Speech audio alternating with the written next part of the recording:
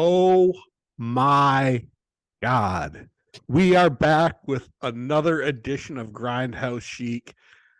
And as always, I'm the star, Robert Schneider, and I'm joined by my current co host, Matt Armstrong. Brian Baldwin said he cannot join us tonight because it's sex night in the Baldwin household. Ooh, can't pass that up. Yeah, his wife bought a dildo. Insert joke there. It's pegging week, huh? I'm not saying that. All I'm saying is that's the word on the street. Okay. Yeah. So I'm going to start this show out with a confession. I was last night. I was doing the old books, looking at my old bank account, and I'm wondering where the fuck all my money went. Same. Well, for you, that's every month. Well, yeah, I know where it went, but yeah, for me, I usually keep to a pretty strict budget of how much I spend. But the month of April just wrecked me. yeah. I mean, I took 2 trips to the Kino sale. Probably should have done that. Probably should have chose wiser on my first go around, so I didn't have to have a second go around. Were they both pretty sizable, or was the second one just a little dip your toes in and grab a movie or two? No, I wanted to make sure I got the free shipping. Ooh, that's where they get you. Yeah. And then that was a gift card I had, so that really didn't count at Barnes & Noble.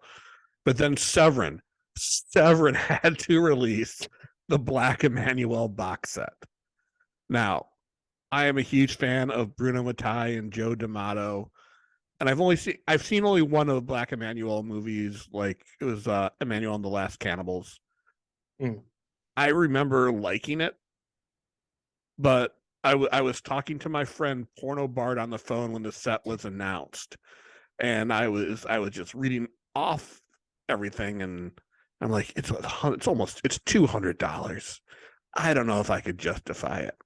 And then he starts telling me the story of how he saw Emmanuel around the world when he was like 12 years old on this long gone cable channel called Escapade, which turned into the Playboy channel. And he told me how that movie changed his life, and he was waxing poetic about Lord Gesmer. And I'm like, dude, I'm trying not to spend the money here. But I ended up buying it. And then I think 2 or 3 movies for the partner labels for Vinegar Syndrome, which technically was May, but fuck, that was more than I've spent on movies in a long time. Yeah, that set is pricey. Hold on. Well, I'm forgetting. I ordered 2 TerraVision titles as well. So you got to quickly work out on the other title that came out that same month. Did you get a shipping notification or anything yet? No, have you? No. So I got the subscription, and you're supposed to get the next like 10 or 12. I forget what it is, but I'm like worried that those aren't gonna be my first 2 for some reason. No, I was listening to their podcast, and whatever month you join, that will be the first stuff you get. Okay. So I should be good. I just noticed that the workout one is down to like 300 now, I think. So I'm like, oh man, should I just buy it just in case? Or no, don't. You just email them. I don't think they have them in stock yet. But yeah, again, this is more money than I want to spend. I know at the Vinegar Syndrome sale, I'm just going to order whatever the VSA and the VSL box sets are. But yeah, this is killing me. And there's so much other stuff I want to order, but I got to prioritize of what I actually want. Yeah, I don't know. I think I'm gonna pick a couple labels to just concentrate on and get movies here and there, because it's getting to be a lot. I'm like, I have no room. Well, I need to buy a new shelf, but yeah, I keep forgetting what I order. Like Well, when that that's a problem. when that Bollywood horse set showed up, I was like, did someone send this to me? Yeah, I So mean, yeah. I still think I'm going to concentrate on Vinegar Syndrome as long as they're releasing good stuff. But it looks like once again, Severin is already having the best releases of the year. Yeah. Yeah, their box sets at least are definitely the best. So I have to ask the question: have you ordered the box set yet, or are you waiting? I think I was gonna wait to see what I spent on the halfway to Black Friday sale. Because that's what, July, end of July it comes out. June. No, it's Black Emmanuel. early June. It's going to be released Okay. Um unless so it gets yeah. unless it gets delayed, which every single one of the big box sets has. Yeah, I'll probably wait on that one, and then I feel like I'm not gonna spend a ton on Vinegar Syndrome. That's because you bought everything. Yeah. Well, the other sales were so big because I was trying to fill holes, but I think all these holes are filled. This portion of the show brought to you by Picorama. If you want to see holes filled, Picorama is your label. Um, but no, it's like I'm looking like at some of the I think what's the DVD or disc preview thing that's on Instagram and Facebook. What is it? Disc preview? It's not. No, it's not. It's not called that. It's called. I might not have seen it. No, you do it as well.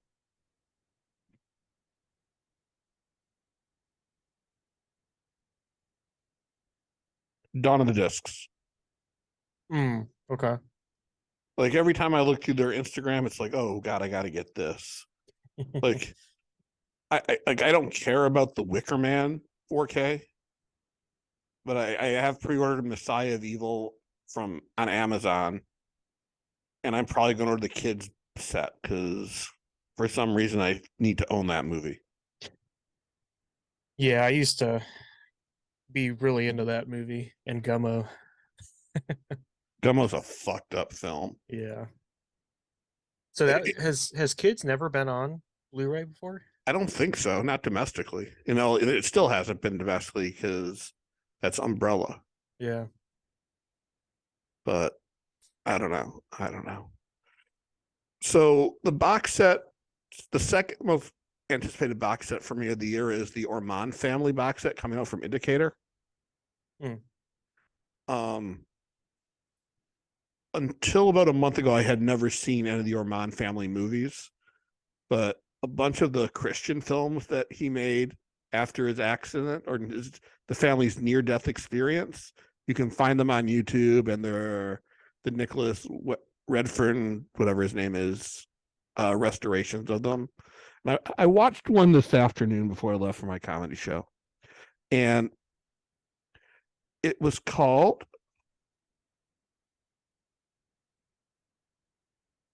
"If Footmen Tire You, What Will Horses Do?" So the movies are based on his preaching and the preaching of this guy named Erastus Prickle. It was totally sounds like the best Southern preacher name ever. And he is telling the story how if you're a Christian and the communists take over, they will kill you. He also said a lot of other things like dancing is bad, adultery is bad, drive-in movie theaters are bad because that's like a gateway to sex. I'm like, you know what? I've been to the drive-in once. I got a hand job. So yes, I will give that to Uh-huh. you. Uh-huh. So this movie is so ridiculous. This girl is out with her cool boyfriend, and she decides to go to church. What we don't know until the very end is this church service is her mom's funeral. Okay. I'm like, I think she'd be a little bit more sad if this was her funeral instead of waiting for her boyfriend to pick her up. Her sleazy boyfriend, who she makes out with. because premarital sex is bad as well. So in this movie, the communists take over. We see this by a news report that in Washington, D.C., the president has been killed. So is the Secretary of State. So is the chairman of the Secretary of Defense. I'm just thinking, where the fuck is the vice president? Yeah. Was he in on this? I need to know more. And then they said a bunch of governors were dead. I'm like, that makes sense. They really don't do anything on a national level. And then the news person goes, democracy is dead as we know it. I'm like, if the communists really took over, wouldn't they have shut down the TV signal? You would think so. Yeah. So there were two scenes in particular that I'm going to talk about, because I know when this box set comes out, I'm going to just dive into it and probably talk about it disc a week on every episode or do that separately. But there's this one where, actually, I'm going to talk about three scenes in particular. There's this one where you see a whole, people in the woods practicing Christianity, having a sermon. The communists come in and kill the dad who is preaching. And then they stick things into the kids' ears to make them go deaf. I'm like, how come the dad, as he was getting shot and fell to the ground, didn't yell, avenge me, which should be the trademark of every movie where the Russians take over. Second scene. So actually, I'm talking about four scenes. Second scene is when the Cuban communist walks into a person's house because he wants to have sex with the wife of this husband. First thing that really struck me as wrong is they still were allowed to have all their books. There would have been a book burning, because some of those were religious tomes. Yeah. And then he threw the guy out so he could have sex with the wife. Third scene, another sermon, and they kill this kid's dad in front of him. And then the kid says, I still believe in Jesus. And then they decapitate the kid.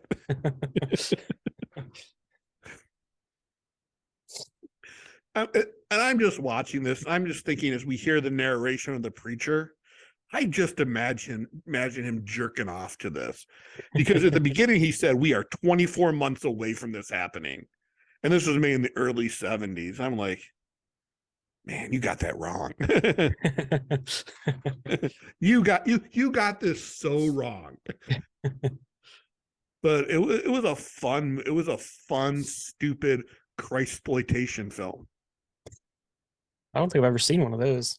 I'll send you the link, but it was 50 minutes, and I would have liked more of it, because I really enjoyed their slanted view of Christianity. Have you seen any of that guy's other movies? No, I'm holding off until the box set comes out. Okay. But our friend Johnny Mockney was talking about this one. I'm like, oh yeah, I should watch this. I had some time to kill today. Nice. But before we talk about our featured film, Pandemonium, let's talk about our Conquering Our Collections pick. Why don't you go first?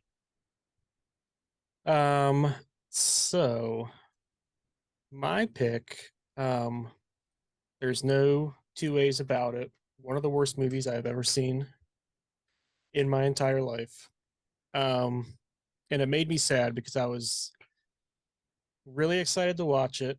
I don't remember where I got it. I feel like it must have been like a $5 bin somewhere at Walmart or something. But from 2008, I watched An American Carol. That's a comedy, right? It is. So it's from David Zucker, the guy who did like the Naked Gun movies, Top Secret, Airplane. Airplane. Airplane, Basketball. No, he didn't do. Oh, he might have produced it, but that was all the South Park I guys. think he directed it. Okay. Let's see. Yeah, he directed it. He also did Kentucky Fried Movie and Amazon Women on the Moon, Ooh. or produced those. John Landis directed them. Okay. So yeah, I'm thinking like, man, I've been in the mood for some slapstick. They have Leslie Nielsen like front and center on the cover, and he was in it for probably 45 seconds total. um, and I don't remember when he died, but he did die, right? Oh yeah. Okay. Oh, so he died in 2010. This movie came out in 2008. So yeah, it was just I loved him growing up, still love him, and watching him try to like move his failing body was just so sad to see. They 80 yard all of his lines because he could barely move his mouth. It put me in a very sad mood right from the start of this what I was hoping to be funny movie. Please tell me you watched this on DVD and not Blu-ray. It was a DVD, yeah. Okay. um so it's a spoof of a Christmas Carol. Um What? Really? What? and instead of Ebenezer Scrooge, our main character that we follow is his name is Michael Malone, but he is a Michael Moore uh, parody, Okay. the documentary maker, Who played him? Kevin Farley. Oh yeah. Yeah. Yeah. Um, he's still visited by three ghosts. Um, they were General George S. Patton, played by Kelsey Grammer, Okay, that makes sense. the Angel of Death, played by Trace Adkins. I've worked with Trace Adkins before. Have you? Yeah. Was he? How was he? He was nice. It was him and the other race car driver who always wears the hat and sunglasses, whose name I don't remember. Hmm. But I'm I thought thinking he of was. it right now. I thought he was dead for some reason. When I met him, I was in shock. Yeah, Trace Adkins was cool though. yeah. And then the third ghost, I'm assuming that it was supposed to be. It was very quick, but George Washington, played by John Voight. Was this a conservative movie? That's the thing. I could not tell if it was if it was trying to be like a right wing like satire or if it was because listen, it's got Kelsey Grammer, Trace Adkins, John Voight, James Woods, Dennis Hopper, Kevin Oh yeah, Sorbo, Bill O'Reilly. yeah. This was a right wing movie. Yeah. Um, I do not endorse it or condone it. I yeah. condemn it I though. I could not tell if they were if it was made to make fun of the right wing and they just are so irrelevant now that they just got in it and took the paycheck and didn't realize Look, that they were. Kelsey Grammer still gets roles, but I've seen James Woods post about it. I've seen Mhm. Kevin Hercules Sorbo post about it. That they don't get roles because they're Republicans. Yeah. I think in James Woods' case, he doesn't get roles because he's an asshole. Yeah. Yeah. And Kevin Sorbo is a bad actor because the only three shows I've ever seen him on were Hercules, Gene Roddenberry's Andromeda, and the last season of the OC. He was in the OC. Yeah, he played the tough kid's real dad. Oh yeah. Yeah. God. Wasn't he in some like Stargate show? Was that him? Yeah, it was Andromeda. Um, Though he could have been. I'm not a fan of Stargate, and I'm not a fan of his career except for Hercules. yeah. I'm just picturing him with in something and he has a beret on. That I sounds. thought it might have been that, but maybe not. Yeah. So you spent money on a conservative comedy film, one that was probably only advertised on Fox News. I'm still so confused by it. I don't know what it was meant to be. Um, because it still follows Michael Moore and it still is like, No, they're spoofing him. They are making fun of him in the movie. yeah, they were the whole time, but at the same time, his ways were kind of starting to win over the the conservative ghosts. So I don't know. I honestly just feel like they had no idea what they were doing. But You know, also on the cover, there's five people on the cover: Leslie Nielsen, Kelsey Grammer, Trace Adkins, Kevin Farley, and David Allen Greer, who literally had one line. yeah, they him and Leslie Nielsen probably came in for a day to film their roles. Yeah. Um. So just because of your Man. love of Leslie Nielsen films, you bought this. Oh yeah. Well, You have a and it was David Zucker. you have a problem. You have a problem It buying had movie. to have been $5. Doesn't matter, man. It doesn't matter. When as soon as you see the words Bill O'Reilly on something, you run the other way. Yeah, it was bad. Oh, None I of have to ask now, where were you on January 6th? I can't tell you, but All let's right. just say I was exercising my constitutional rights. All right. I'll be turning you into the FBI tomorrow. So So yeah, do not recommend. I can't imagine it being good. Yeah, there was like one or two parts where I did find very funny, but overall, like there was this one part where they Michael Moore comes in because these two terrorists are trying to get him to make a recruitment video because the terrorist recruits are so low.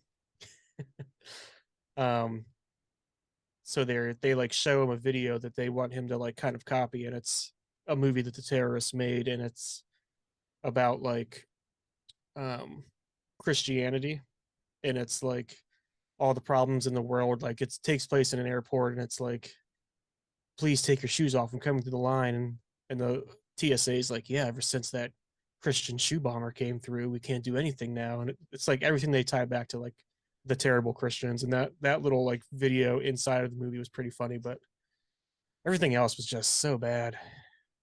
I'm still in shock that you paid $5 for it. Next time you see a bin of $5 movies, just Venmo me the money. It'll be going to something better.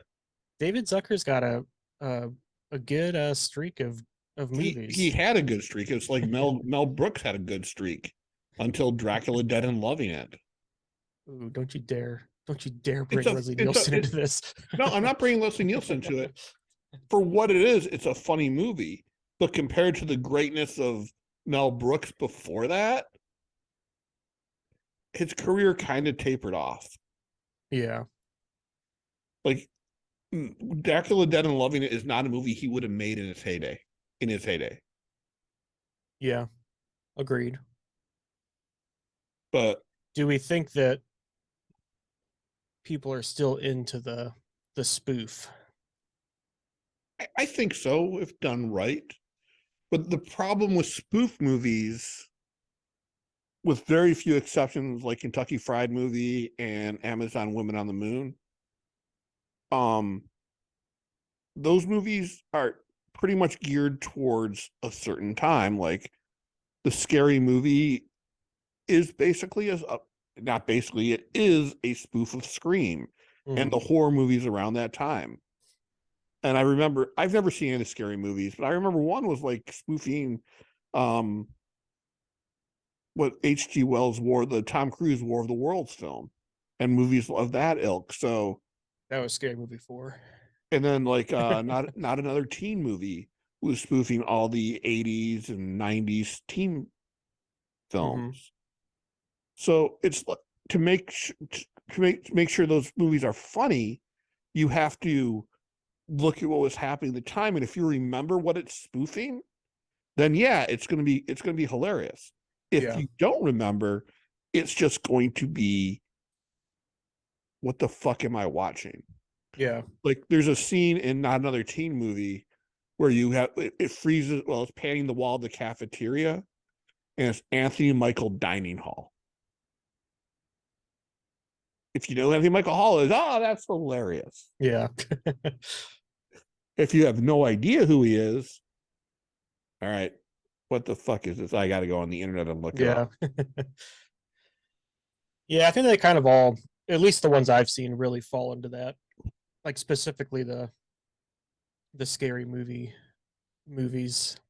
I know that when we did our 24-hour movie marathon episode, I brought up a scary movie in mine, and I hadn't seen it in forever, and I just watched it over like Thanksgiving, and it does not hold up. It's all whatever happened in, you know, 1999 or 2000. If you didn't know, if you weren't into pop culture then you will get none of the jokes. Yeah, the movies have a certain time and place. Like Yeah. Gen X and young millennial, older millennials are going to get those movies. Mm-hmm. But if you play it to a Gen Z, they're like, what the fuck? Mom, Dad, you have terrible taste in movies. Yeah. So I have two conquering my collections. One I bought years ago and haven't watched it until this past, actually watched it last weekend, and that was the movie Lady Street Fighter. Nice.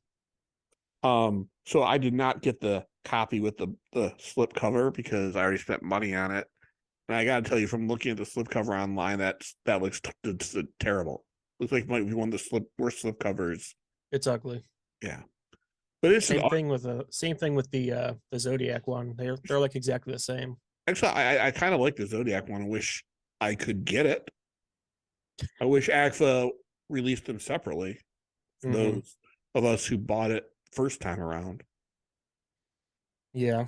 But that's a whole other story. But Lady Street Fighter, it's about a woman played by Renee Harmon, who is in her 50s, coming to find her sister in Hollywood or in California. And this is my favorite part of the movie. At a party, we have Renee Harmon fellatiating celery. Mm. I have never seen that before in real life or at the picture show. Can't say that I have either. So it made me not hungry for celery. It had subpar martial arts. Like, to be expected. Yeah. This was my second favorite part. 3 dudes constantly yelling toga at a party that isn't a toga party. They are the only ones who are dressed up. And you just hear them going, toga, toga, toga, toga. Is it an American movie? Yeah, it's a Renee Harmon film. James Bryant directed it. There is way too much nudity of Renee Harmon. Like, look, yeah, she was okay, but she like was during the fight scenes. No, in the shower and all that. The acting that makes porn seem like Shakespeare.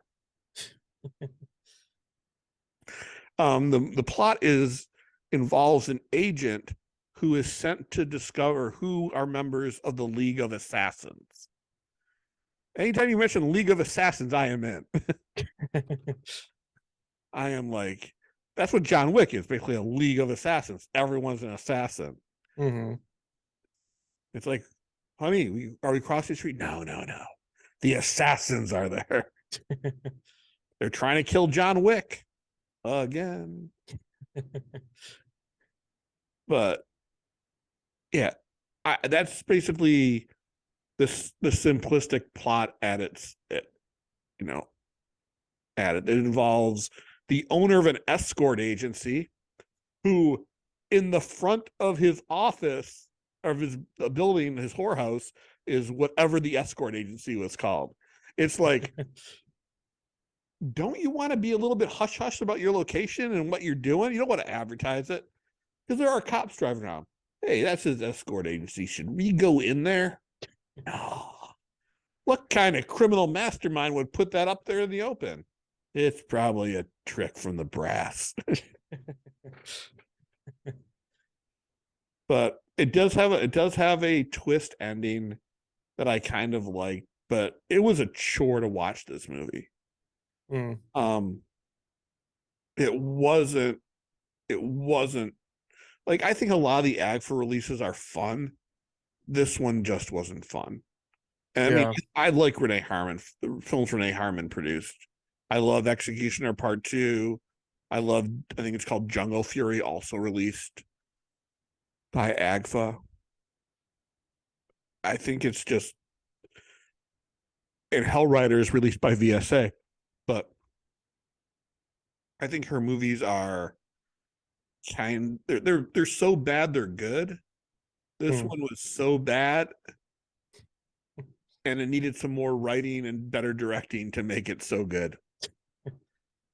Was there were there multiples of these? I feel like I remember seeing there was like a, or am I thinking of something You else? think about Sister Street Fighter.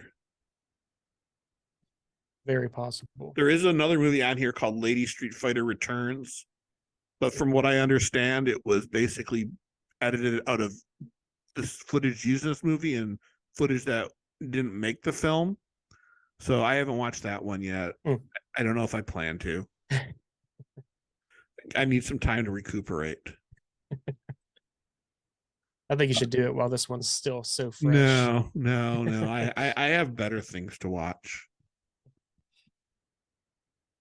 I mean, I'm like digging through my collection right now. And my other pick I watched this morning. So I'm going to give a caveat on it. I have seen parts of this movie before, but I've never seen the whole film. So I'm going to talk about my history with it. It's Killer Clowns from Outer Space. Um, Back when I was in college, I owned the soundtrack of it on, I think, CD. The soundtrack was from the Dickies, and it had the song "Killer Clowns from Outer Space," but it also featured a cover of the Jets screamer song from the Jetsons, "Eep Op Ork That means I love you." It's not in the movie. It is not in the movie. And I started thinking, well, this song was recorded before the Jetsons took place. Have I opened up a time paradox just by listening to it now? Is it a cover now, or is it a cover in the future? We may never know. Yeah, we may never know, but and I know I've seen bits and pieces of it when it aired on Sci-Fi, and I don't know. I probably wasn't in the mood of it. I might have thought it was stupid because I was a pretentious film snob back in those days. But I watched the Arrow special edition this morning, and I was blown away of how good this movie is. Um, my late '80s, early '90s crush, Suzanne Snyder, was in it, from Retribution, Weird Science, Return of the Living Dead Part Two, and numerous nocturnal dreams I had when I was a lad. But my least favorite thing happened in this movie: a clown pops out of the toilet. So I actually was scared for that, but I had so much fun watching this movie, and I regret not giving it a chance back in the day. I also do not regret buying it when I saw it at Barnes and Noble on sale. Yeah, I think it's a pretty good movie. I never got it on Blu-ray. I still have the DVD of it when, what was that? MGM was putting out the like midnight movies line. Oh yeah, I have that still. no, the I bought it because the guy at Barnes and Noble who was the purchaser for the movies was really trying to sell me on it, and we Mm. both like the same kind of films, and he's like, "You got to get this. You got to get this." I'm like, and he goes, "You won't regret it." And I bought it when it came out, and today was the first day I opened it, so Yeah, it's good. it's fun. Yeah. There's a video game coming out of it. pretty soon.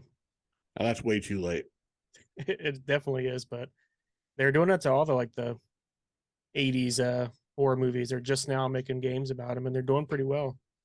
I am really surprised that no one has tried to remake this film yet. Yeah. I mean, the brothers who produced, wrote, and directed it, they haven't really done much. Yeah. Chiodo. Yeah, I mean, I can see this could be a huge blockbuster if it's remade today and not a cheap film like it was. I mean, the movie was definitely made on a low budget, but it was just so ridiculous. The guy thinking Haley's Comet landed by, and then this weird tent shows up and takes his dog and takes him. I've got to imagine this is going to be one of the next 4Ks Vinegar Syndrome puts out. What, Killer Clowns? Yeah, I they think seem to scoop up the MGM titles that Shout has. this wasn't Shout, it was Arrow. Oh, I thought Shout put it out too, didn't they? Or did they not? Nope, it was an No. Arrow US release. Oh, dang, maybe not then. I think Arrow will release it on 4K, though I don't think it needs to be. Yeah. I'm now at this point where it's like, do I really need or want to upgrade it? And I know people say, well, it's the better version of it. I'm like, yeah, I just don't care. I'm very happy with movies in the format I have it in. Mm-hmm. And to me, it's like, yes, they look slightly better and sound slightly better in 4K, but I'd rather buy newer films in 4K than to upgrade stuff, unless it's a film that I really love. Right. Yeah. Or Some of us just can't help it. God help it, man.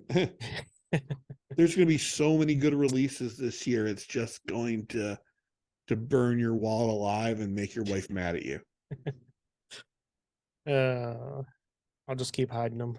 You can't hide them, man. They're covered. I'm gonna start building walls in the basement out of movies. You're going to rent an apartment for them. They're going to be paying rent on top of a mortgage, on top of buying more movies. How many films? Yes. How many films do you think you own?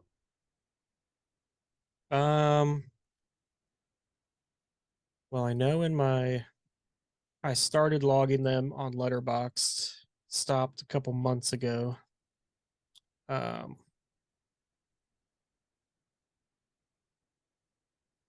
see.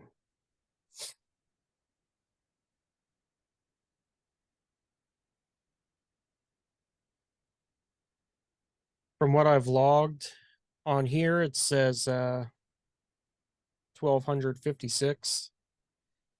Okay, I can tell you. That's probably, I don't know, maybe 60% of the boutique stuff and none of the regular stuff. Okay.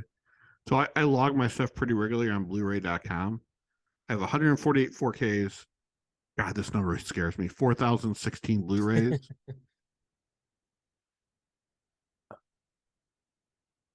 And 1,864 DVDs. Nice. Not proud of it. Well, you should be. You got them. Yeah, I do. But let's talk about this week's film, the Alfred Sole classic, Pandemonium. Before we get started on, I'm going to tell you my history with this film as well. So back when I was a kid, it was on HBO all the time. My brother and I would watch it religiously. Like every time it came on, it was like we just watched it, and for some reason we bonded over this stupid film. I'm saying stupid in a good way. And then I hadn't seen it for a long time I was hanging out with a coworker, this guy named Casey, and he was talking about how his favorite movie was Pandemonium. And I am like, I haven't seen. I used to love that movie. I haven't seen it forever. He goes, come on over tonight. We'll drink and watch it. Have it on VHS. I'm like, cool. And then I was like, first of all, this looks like shit. Yeah. But I appreciated it because it looked the way how I remembered it. But I was waiting so hard for a Blu-ray of it to come out, and thankfully Vinegar Syndrome released it. And I know this movie, it's kind of controversial in the fact that you either love it or you hate it. And I think I know why, because we've already kind of touched on it. But basically, the story was at this college, there were a bunch of cheerleaders killed after the big game that was won single-handedly by Tab Hunter, 50s teen icon, Tab Hunter, Yeah. the stars of Grease 2, Tab Hunter. And Very noticeably 50 years old as a high school or college he student. was just a few years younger than his mom and dad. And then a girl who wasn't a cheerleader, I gotta pull up everyone's name.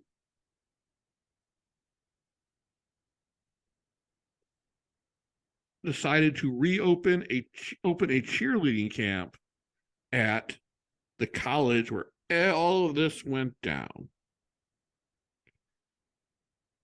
And so this is what the synopsis of it. A former high school student who always wanted to be a cheerleader decides to reopen the cheerleading program at her former high school. I thought it was a college. After years of closure for being targeted by a serial killer. And the film stars Tom Smothers as a Mountie.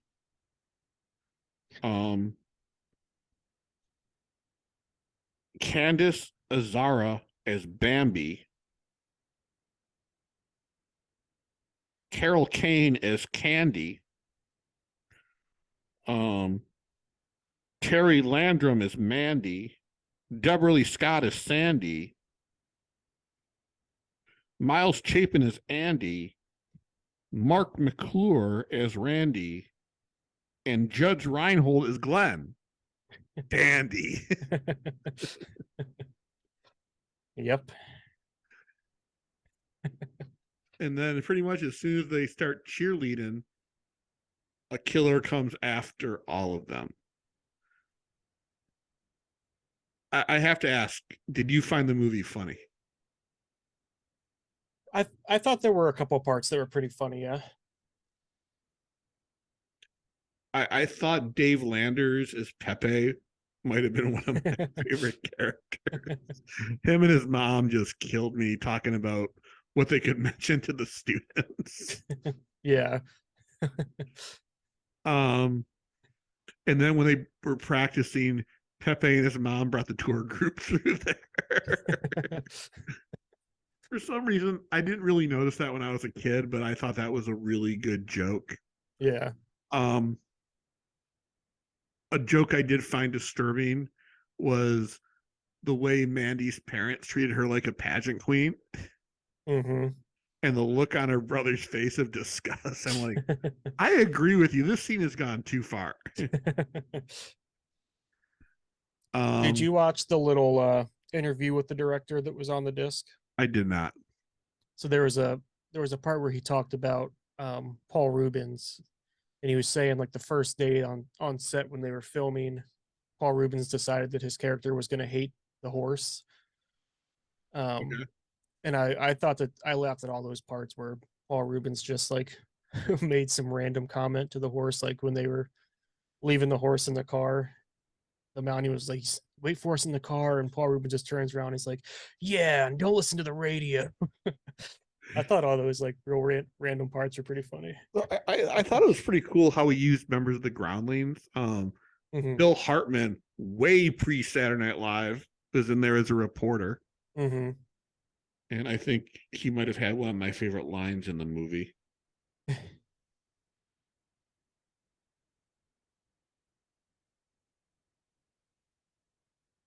I was expecting him to be in Oh, there hold on. more. Maniac or really large chef? Yeah. I mean, he wasn't a star. He was a nobody at this time. Yeah. I I mean, did like that initial death. That was pretty good.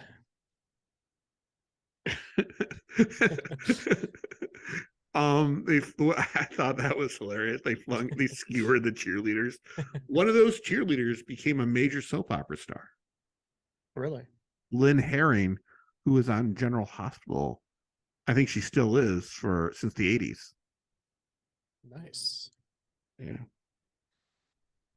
Um, I also thought the exposition joke that was made by not Bambi, yeah, Bambi. Hmm. I thought that was hilarious. Yeah. I'm like, this is a great freaking joke that I'm Yeah. surprised has not been ripped off more. Yeah. Yeah. I thought there were a couple really funny parts in there. And I don't know if it was like we were talking about before. I don't know if there was too many jokes in here where, it was a huge sign of the times or not. I think some of it was. I think this was very much a spoof of horror films of the early '80s, late '70s. Hmm. I mean, it had all the cliches of when Candy, I think that was her name, Yeah. not Candy, Sandy, when arrived at like the food truck and said where she was going, everybody got scared. um, I also like the fact that when she was hitchhiking, she was making everybody fill out information forms, and then shows up with the Ronald Reagan. Yeah. Was it implied that she gave him a Hummer? I think it did. Yeah. Yeah, yeah. He That said she made the joke like Nancy may do it for strawberries or jelly something. beans, That's jelly beans. jelly beans. Yeah. Yeah, which is inaccurate because Ronald Reagan loved Jelly Bellies. Mm.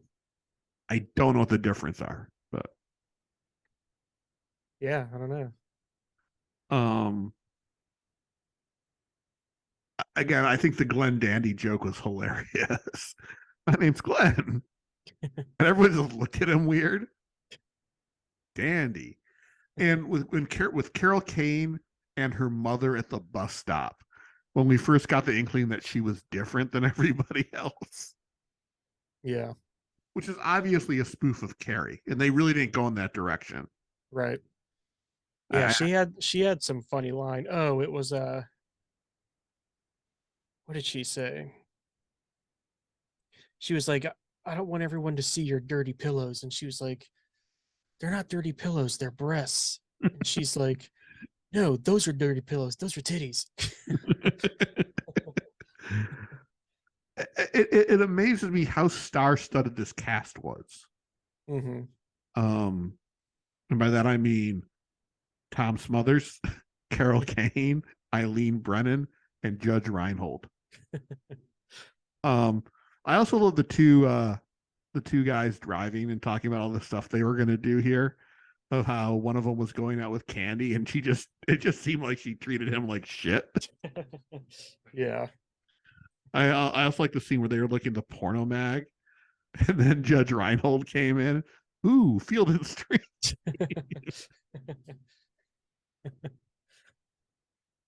Um, Yeah, I had never seen did Judge Reinhold do a movie shortly after this where he needed bleached hair? I had never seen his hair like that before. I don't know. I think he bleached it for the movie. Bad move. I think it. I think it. I think it served his character. Also, his character had one of the best lines in it. Hey, mom, no hickeys.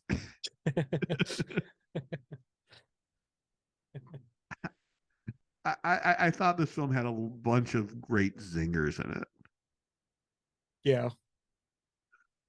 but it wasn't a perfect movie by any means necessary. Like when Carol Kane met Tom Smothers' character, I don't know why they had to sing. I don't know. Mm. I in my mind, I found that like totally helped me lose interest in the movie. And I like songs a lot. It just felt it was a whole nother era of film that they were poking fun at. So was his so this guy directed Alice Sweet Alice. Have you seen that? I have not. It's on my queue on Amazon. Okay. I didn't know. I know that's a horror movie. I didn't know if um in his interview he was saying that he pretty much only knew horror. So when they asked him to direct this movie, he was like, I have no idea what I'm even doing with this. But he was I've like, I heard, said yes because they offered me which is funny after you just said the cast. He was like, they offered me the chance to work with all these actors I was obsessed with from the 50s and 60s. well, I mean, maybe.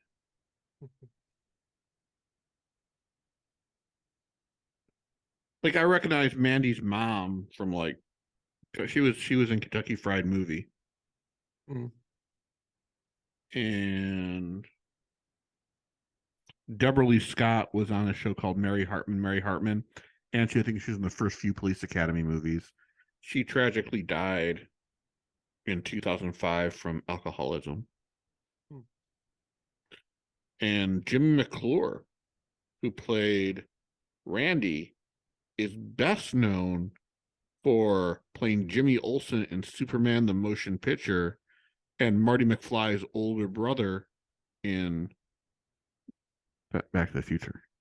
He was also in Apollo 13, which I have never seen. Say what? Yeah. Why not? I don't know. I don't care about the space program. Yeah, but Kevin Bacon, Bill Paxton, Gary Sinise. Yeah, a lot of actors who I like. Yeah, I'm not even gonna say the big one. Tom Hanks. Not needed. The cast is already so good. I don't know. I'm not. Even though I'm going to talk about it later on, I did go see uh Guardians of the Galaxy Volume 3 yesterday. Mm. It's fun. But back to this movie. Was this the first time you've watched it?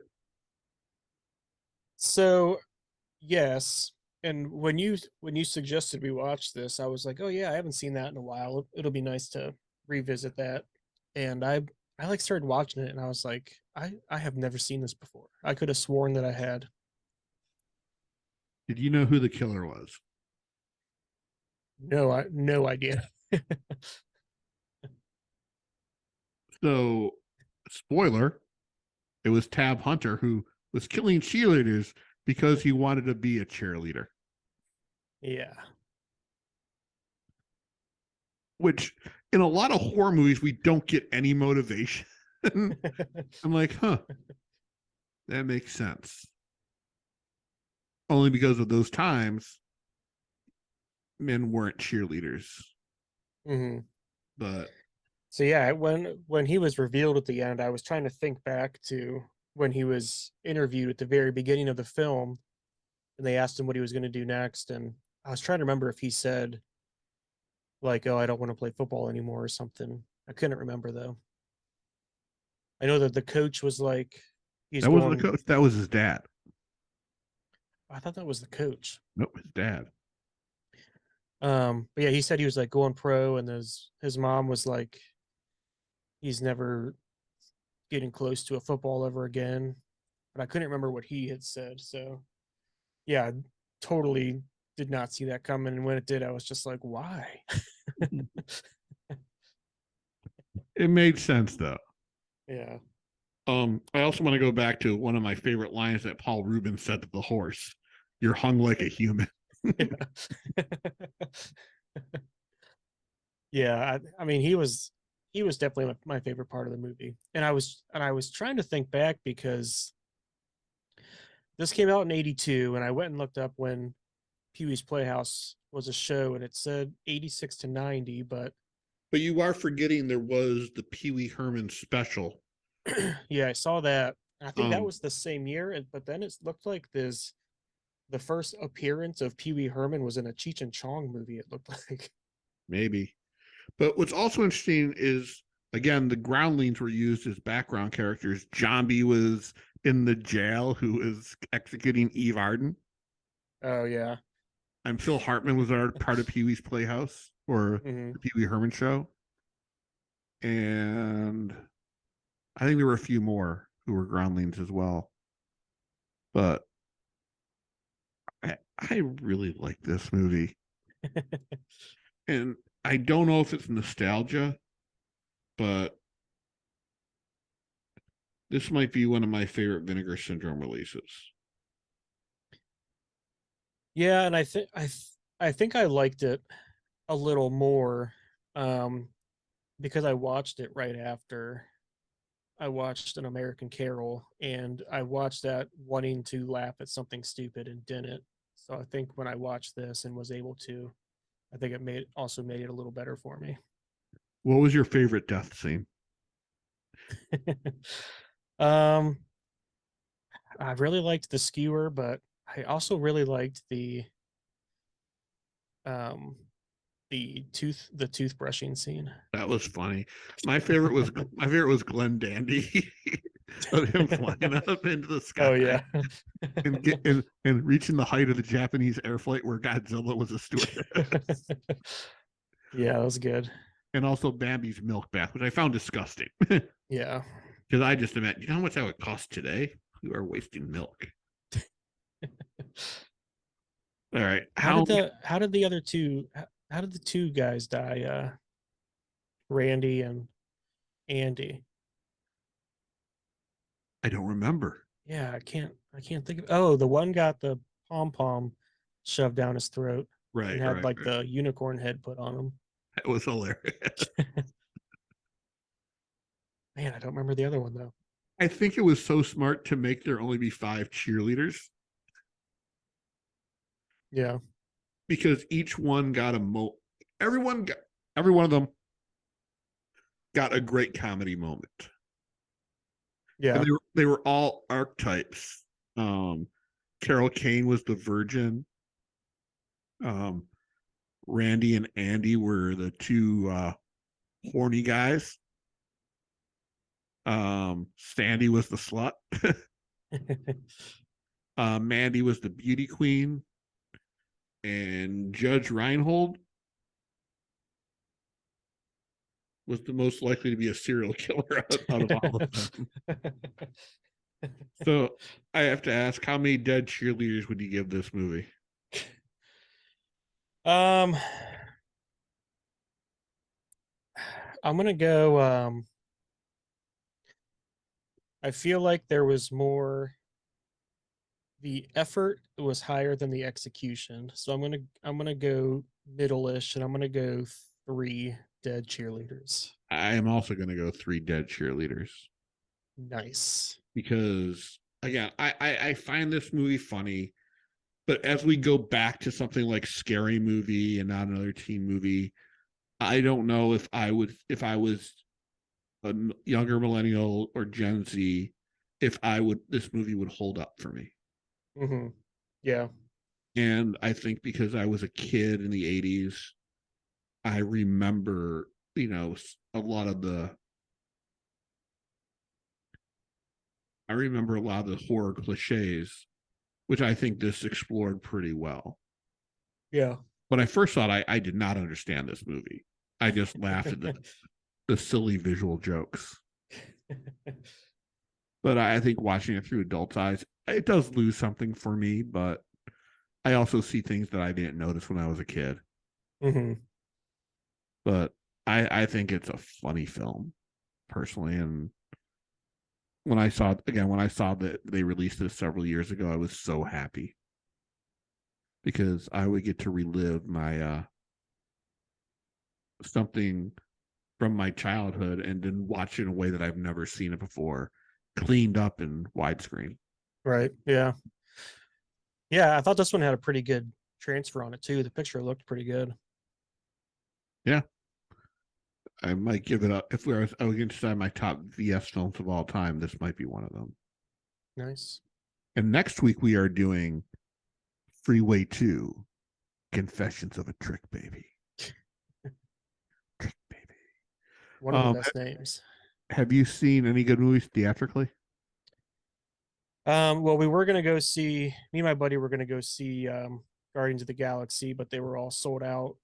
Um, but Beau is Afraid ended up coming to our little town, so we went and saw that. Let's talk about Beau is Afraid. What did you think about it? um, a lot. There's a lot to think about. Let's pour over it for a little bit. Yeah. Talk for a second while I get a drink of water. I think it was I'm gonna say it was probably his best and worst movie at the same time. Um just a lot going on. Um and I know that I forget who said it. It might have been you actually that said you couldn't feel the 3 hour runtime. Yeah. Man, I was feeling it. So I was feeling it a couple times. So I'll just say this. I bought my ticket to go see it last Saturday at 10:30 in the morning. When I got to the theater, the show was canceled. Oh, really? Yeah. I'm like, fuck. So I went home and I was trying to figure out what I was going to watch. And my friend Joel called me. And he just said, Beau is Afraid.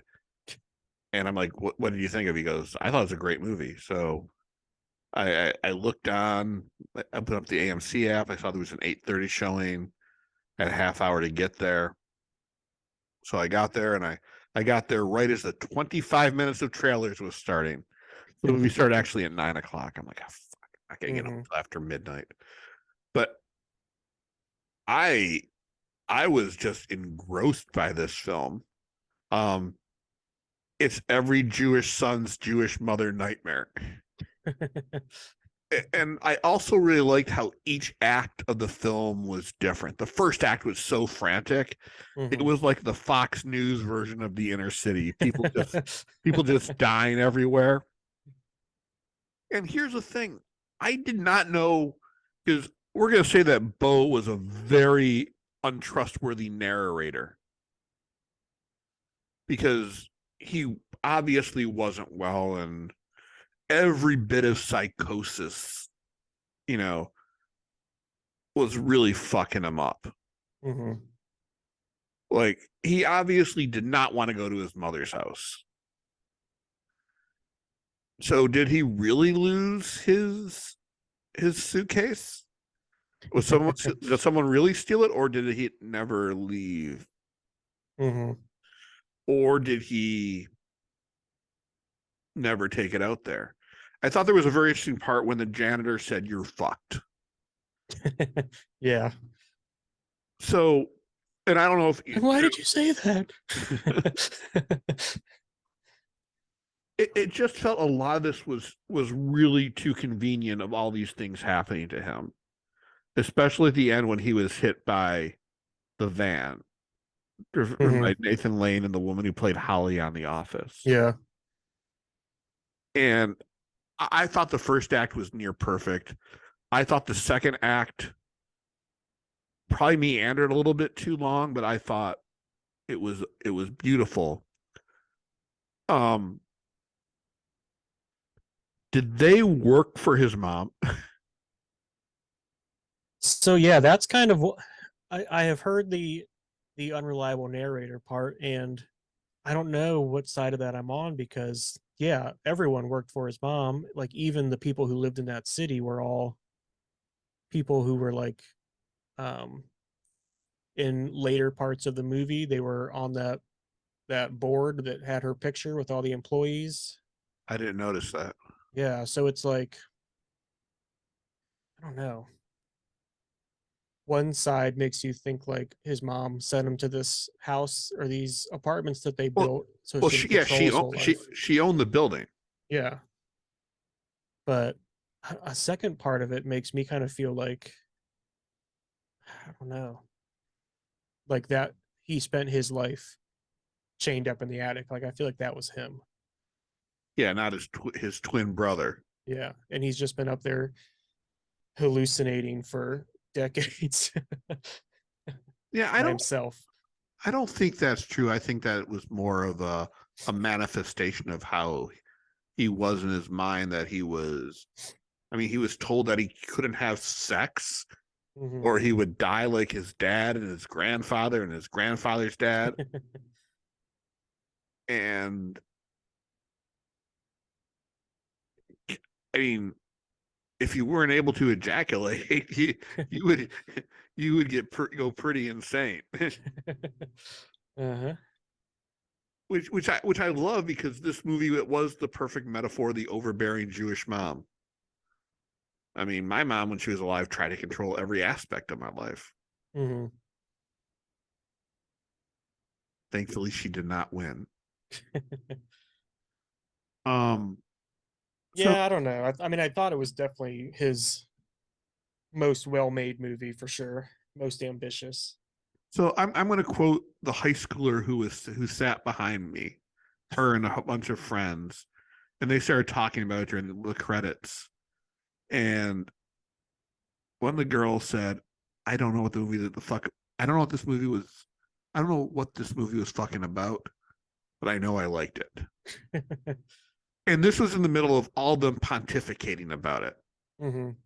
I'm like, oh, I am going to use that line in my review of it. But it was such. I want to go see it again. I'm probably going to have to buy it when it comes out, because I just want to notice all the things that I missed. Like I was reading somewhere that when he was looking at the pictures on the wall, one of those pictures was like really recent of him, Mm-hmm. like during the course of the movie. Yeah, that like the very bottom picture at the bottom of the stairs when he's Yeah. going down there.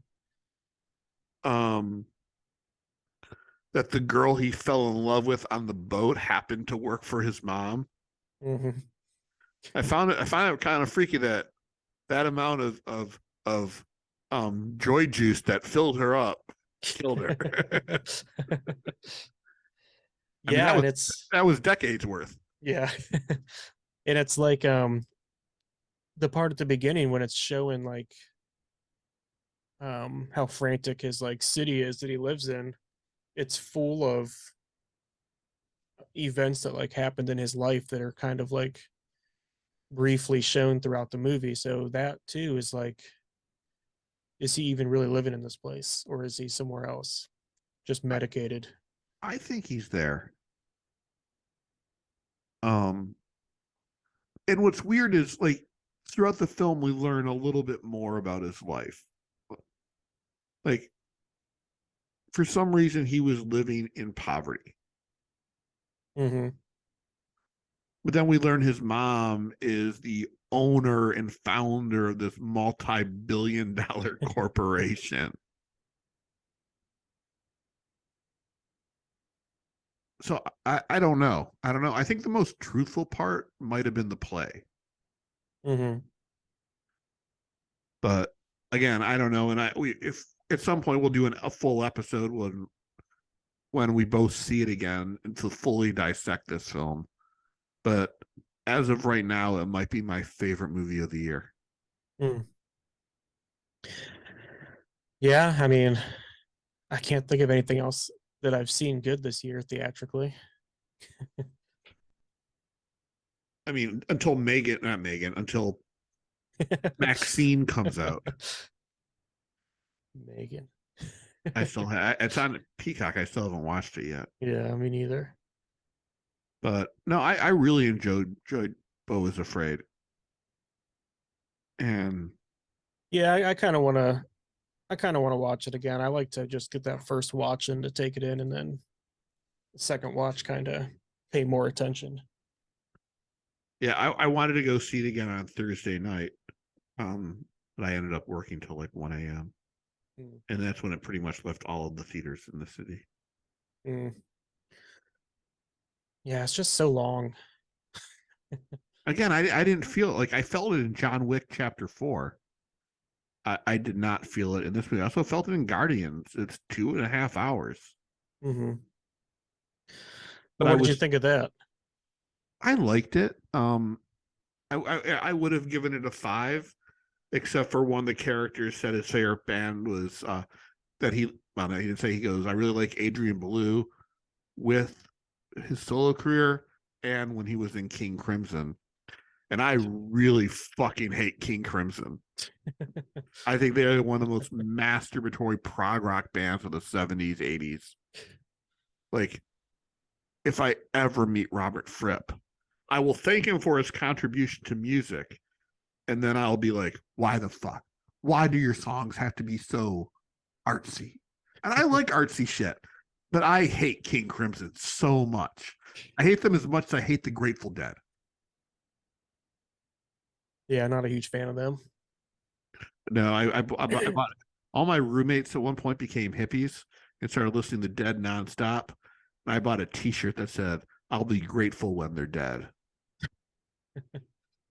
Jerry Garcia died 2 days later. Way to go.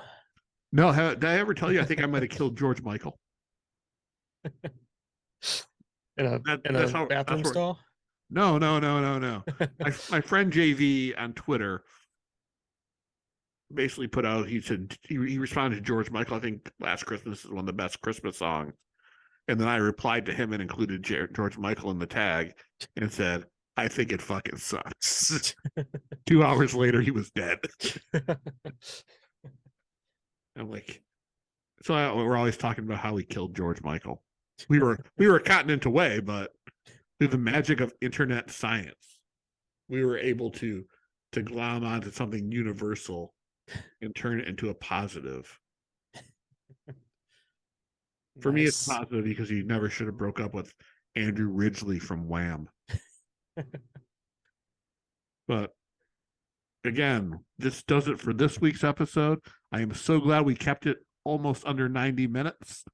Oh yeah. We'll be back next time with Freeway 2 Confessions of a Trick Baby. Best title for a movie ever. All right. Hopefully Brian will have recovered from his sex night. Ooh, I heard it's gonna the be ghost. sore. I heard the ghost of Jess Franco might be filming it. I don't know. And I think also next week we will look at the clues and realize how stupid we are that we do not know what the secret titles are. We will scour the internet for guesses and figure out who is right, who will be right, and who will be wrong. All right.